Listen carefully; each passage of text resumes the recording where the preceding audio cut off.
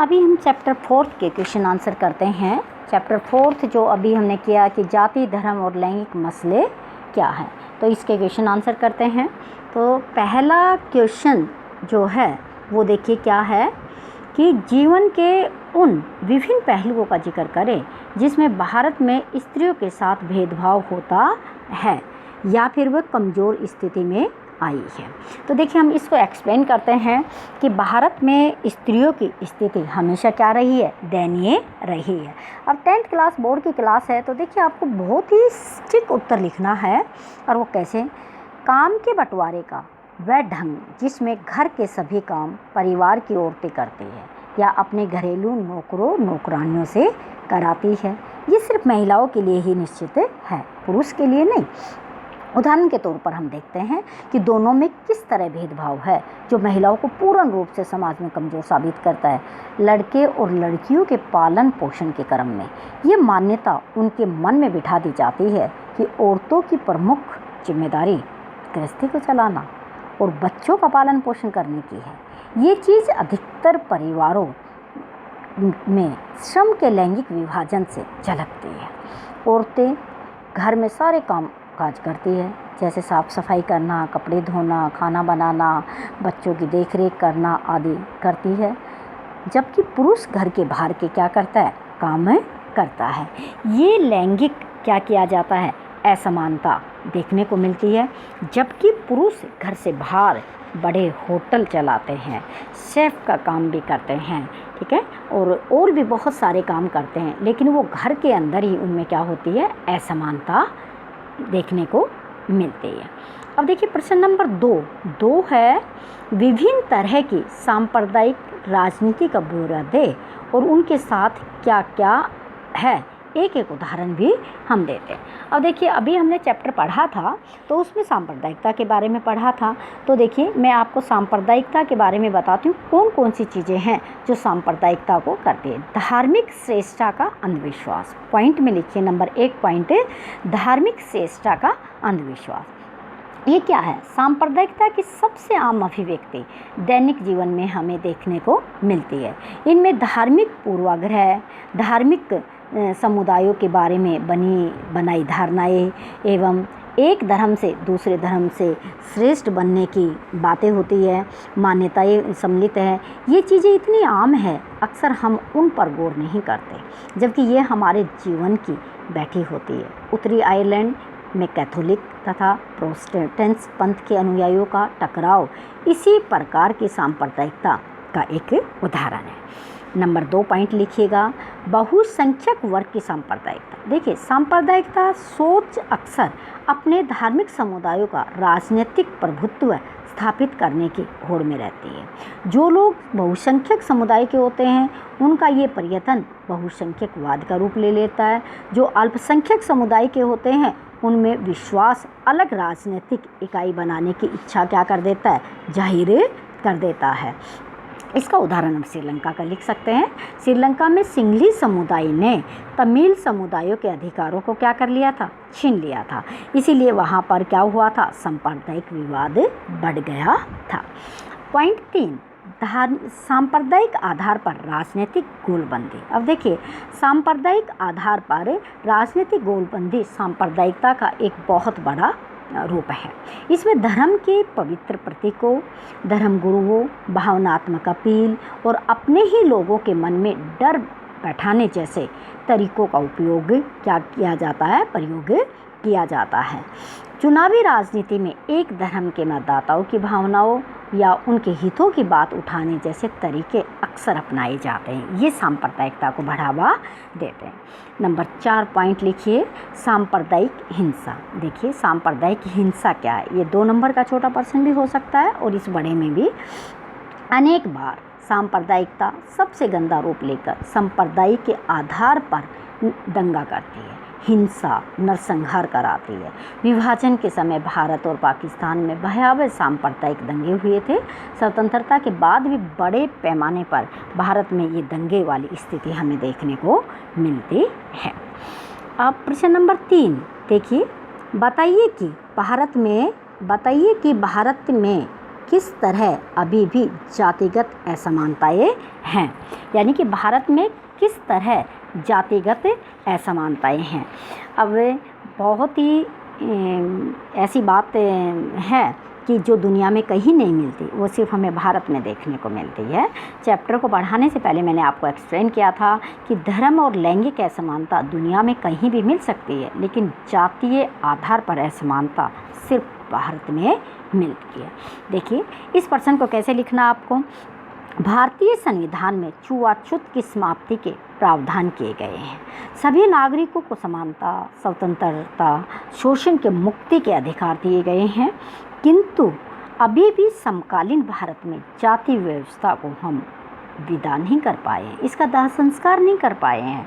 भारतीय समाज में निम्नलिखित रूपों से हमें क्या है ये मिलती है। तो देखिए कौन कौन से रूप है। नंबर 1 लिखिए, विवाह संबंध। अभी भी ज़्यादातर लोग अपनी ही जाति और अपने ही कबीलों में क्या करते हैं, शादियाँ करते हैं। छुआछूत। नंबर 2, स्पष्ट संवैधानिक प्रावधानों के बावजूद छुआछूत की प्रथा अभी भी पूर्ण रूप से भारत से समाप्त नहीं हुई है। नंबर 3, आर्थिक क्षेत्र। जाति व्यवस्था के अंतर्गत कुछ समुदायों को लाभ की स्थिति में तो कुछ समुदायों को दबाकर रखा जाता है। ये सब जाति पर आधारित है। इसका प्रभाव सदियों से आज तक भारत पर हमें क्या है, दिखाई देता है। प्रश्न नंबर 4, शिक्षा। जिन जातियों में पढ़ाई लिखाई का चलन पहले से ही मौजूद था तथा जिनकी शिक्षा पर पकड़ थी, आधुनिक शिक्षा व्यवस्था में उनकी जातियों का बोलबाला है। जिन जातियों को पहले शिक्षा से वंचित रखा जाता था, उनके सदस्य अभी भी स्वाभाविक तौर पर पिछड़े हुए हैं। तो ये क्या है कि जाति के आधार पर भारत में अब भी क्या है, असमानता। आइए प्रश्न नंबर 4 कर लेते हैं कि 2 कारण बताइए कि क्यों सिर्फ जाति के आधार पर भारत में चुनावी नतीजे तय नहीं किए जा सकते। ये बड़ा इंटरेस्टिंग है, क्योंकि देखिए जाति सिर्फ भारत में पाई जाती है और राजनीति में जाति का अध्ययन का केंद्र भी सिर्फ भारत में ही बनाया गया है। अब मैं आपको 2 कारण बताती हूँ कैसे नहीं होता। देखिए सिर्फ जाति के आधार पर भारत में चुनावी नतीजे तय करना बड़ा मुश्किल है। कैसे? विशाल समुदाय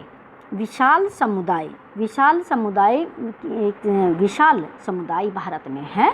विशाल संसदीय चुनाव क्षेत्र, देश के किसी भी एक संसदीय चुनाव क्षेत्र में एक ही जाति के लोगों का निवास नहीं है, बहुमत नहीं है। इसीलिए प्रत्येक पार्टी और उम्मीदवार का चुनाव जीतने के लिए हर एक जाति, हर एक समुदाय का विश्वास प्राप्त करना जरूरी होता है। नंबर 2 पॉइंट, एक जाति के एक से अधिक प्रत्याशी। यदि किसी चुनाव क्षेत्र में एक जाति के लोगों का प्रभुत्व माना जाता है, यानी कि एक ही जाति के लोग निवास करते हैं, तो अनेक पार्टियों को उसी जाति का उम्मीदवार खड़ा करने से कोई नहीं रोक सकता। ऐसे में कुछ मतदाताओं के सामने उनकी जाति से एक से अधिक उम्मीदवार होते हैं, तो किसी जाति के मतदाताओं के सामने उनकी जाति का एक भी उम्मीदवार नहीं होता। तो सारे वोट उस जाति के व्यक्ति को नहीं मिलते, वो वोट क्या होते हैं, इधर उधर बिखरते रहते हैं। आइए क्वेश्चन नंबर 5 करवाती हूँ। भारत की विधायिकाओं में महिलाओं के प्रतिनिधित्व की स्थिति क्या है। देखिए ये बड़ा सोचनीय प्रश्न है। इसके लिए हमें सोचना होगा क्या कि स्वतंत्रता के बाद 1952 से प्रथम बार चुनाव हुए जब से लेकर और अब 2019 में चुनाव हुए तब से लेकर हमेशा भारत की संसद में महिलाओं को कभी भी 4 या 5% से ज़्यादा सीटें नहीं मिली।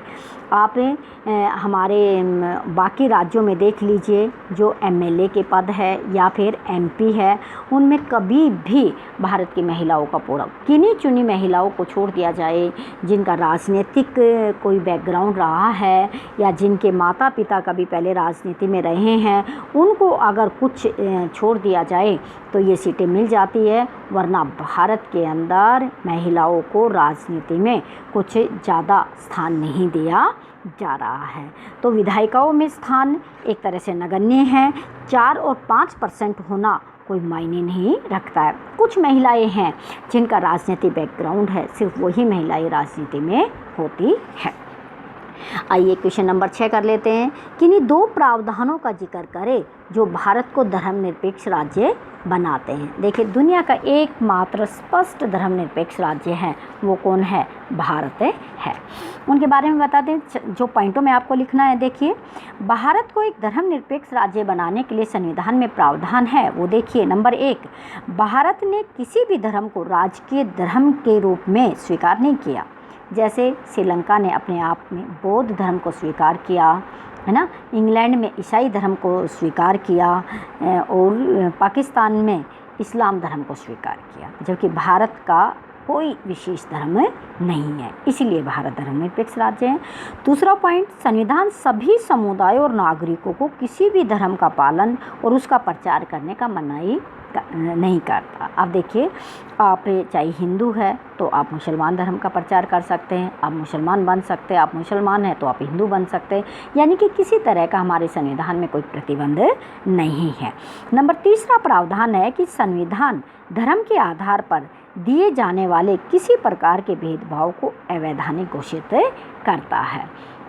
नेक्स्ट पॉइंट, इसके साथ ही संविधान धार्मिक समुदायों में समानता स्थापित करने के लिए शासन को धार्मिक मामलों में हस्तक्षेप करने का अधिकार देता है। जैसे हस्तक्षेप दिया कि संविधान में लिखा, संविधान के अनुच्छेद 17 में लिखा कि छुआछूत क्या है? एक अपराध है, कि छुआछूत करने की इजाज़त हमारा देश नहीं देता है। इसलिए हम कहते हैं कि भारत एक धर्मनिरपेक्ष राज्य है। प्रश्न नंबर 7 देखिए, आप लोग 7 करवाती हूँ मैं। जब हम लैंगिक विभाजन की बात करते हैं तो उसका क्या अभिप्राय होता है? देखिए, अभिप्राय क्या है? 4 ऑप्शन है। स्त्री और पुरुष के बीच जैविक अंतर है, लेकिन जैविक अंतर होना लैंगिक विभाजन नहीं है। समाज द्वारा स्त्री और पुरुषों को दी गई असमान भूमिका, ये सही है। क्यों? क्योंकि समाज ही स्त्री और पुरुषों को काम बांटता है कि ये काम स्त्री का है, ये काम पुरुष का है। बालक और बालिकाओं की संख्या का अनुपात, ये तो नेचुरल कभी कम ज़्यादा हो सकता है। लोकतांत्रिक व्यवस्थाओं में महिलाओं को मतदान नहीं, इसका प्रश्न ख है, ये इसका सही आंसर है। अब हम देखते हैं भारत में, यहाँ भारत 8वां प्रश्न है। भारत में की जो हमारी ये विधानसभा है, इसके अंदर भारत की विधानसभा में क्या ये है? भारत में यहाँ औरतों के लिए आरक्षण की व्यवस्था क्या है? देखिए, आरक्षण की व्यवस्था कौन कौन सी संस्थाओं में है? आरक्षण की व्यवस्था ना तो लोकसभा में है, ना विधानसभा में है, ना मंत्रिमंडल में, इन तीनों में नहीं है, आरक्षण की व्यवस्था नहीं है। सिर्फ पंचायती राज संस्था अधिनियम जब बनाया गया तो उसके बाद 1992 में जब ये पारित किया गया, तब से पंचायती राज व्यवस्था में महिलाओं को 1/3 आरक्षण दे दिया गया। तो इसका उत्तर क्या है? ये सही होगा कि भारत में ना तो लोकसभा में है, ना राज्यसभा में है, और ना ही मंत्रिमंडल में, ना विधानसभा में, सिर्फ पंचायतों में क्या है, उनको ये अधिकार दिया गया है। क्या अधिकार दिया गया है? कि राजनीति के लिए उनकी सीटों को क्या किया जाएगा? निश्चित किया जाएगा। अब जाइए प्रश्न नंबर 9 करवाती हूँ मैं। सांप्रदायिकता राजनीति के अर्थ संबंधी निम्नलिखित कथनों पर गौर करें। सांप्रदायिकता राजनीति इस धारणा पर आधारित है कि, देखिए 4 में से कौन सा है? इसमें थोड़ा दिमाग से करिए, चैप्टर पूरा पढ़ा है तो दिमाग से। एक धर्म दूसरे से श्रेष्ठ है, इस पर सांप्रदायिकता होती है। विभिन्न धर्मों के लोग समान नागरिक के रूप में खुशी खुशी साथ रहते हैं, ये तो बड़ी अच्छी बात है, ये तो बहुत अच्छी बात है, इससे सांप्रदायिकता पैदा नहीं होती। एक धर्म के अनुयायी एक समुदाय बनाते हैं तो भी सांप्रदायिकता नहीं होती। एक धार्मिक समुदाय का प्रभुत्व बाकी सभी धर्मों पर कायम करने में शासन की शक्ति का प्रयोग करता है, तो ये क्या होती है? सांप्रदायिकता होती है। और एक धर्म दूसरे से श्रेष्ठ है ये माना जाता है तो सांप्रदायिकता होती है। तो ये दोनों इसके ए और द उत्तर क्या होंगे? सही होंगे, और ये उत्तर इसके क्या है? ये गलत है। अब हम देखते हैं क्वेश्चन नंबर हमारा 10 है। 10 क्या कहता है, भारतीय संविधान के बारे में इनमें से कौन सा कथन गलत है। गलत कथन को आपको चूज करना है कि कौन सा कथन गलत है। देखिए, ये धर्म के आधार पर भेदभाव की मनाही करता है, ये तो सही है, क्योंकि धर्म के आधार पर हम भेदभाव की मनाही करते हैं, तो ये तो हमें इसको उत्तर नहीं होगा। ये एक धर्म को राजकीय धर्म बनाता, ये गलत है, क्योंकि भारत किसी को राजकीय धर्म नहीं बनाता, सभी लोगों को कोई भी धर्म मानने की आज़ादी देता है, ये भी सही है। किसी धार्मिक समुदाय में सभी नागरिकों को बराबरी का अधिकार है, ये पॉइंट सारे संविधान में है। ये पूछा है गलत कौन सा है, तो गलत यही है, क्योंकि भारत का कोई राजकीय धर्म नहीं है, ना कभी था और ना अभी है। क्वेश्चन नंबर 11 देखिए। 11 क्वेश्चन आपके लिए बहुत इंपॉर्टेंट है, क्योंकि इस चैप्टर में हमने 3 मसले किए, लैंगिक मसले क्या है, ठीक है, और सांप्रदायिक मसले क्या है, और तीसरा है जातीय मसले क्या है। तो भारत दुनिया का एकमात्र ऐसा देश है, यहाँ पे ये पूछा गया है कि किस आधार पर सामाजिक विभाजन सिर्फ भारत में है, तो जाति के आधार पर सामाजिक विभाजन है वो किस में, सिर्फ भारत में है। सामाजिक विभाजन किस में है, भारत में है। देखिए, आइए अब हम 12वां प्रश्न कर लेते हैं। सूची 1 और सूची 2 को हमें क्या करना है, मेल करना है। ये कई बार पेपर में आता नहीं, इसको वैसे भी याद रखता है, और आपस में ये एक दूसरे की परिभाषा भी है। अगर सांप्रदायिकता क्या है ये समझे, नारीवाद क्या है ये समझे, धर्मनिरपेक्ष और जातिवाद, तो इनकी यहीं पे इनका दे रखा है।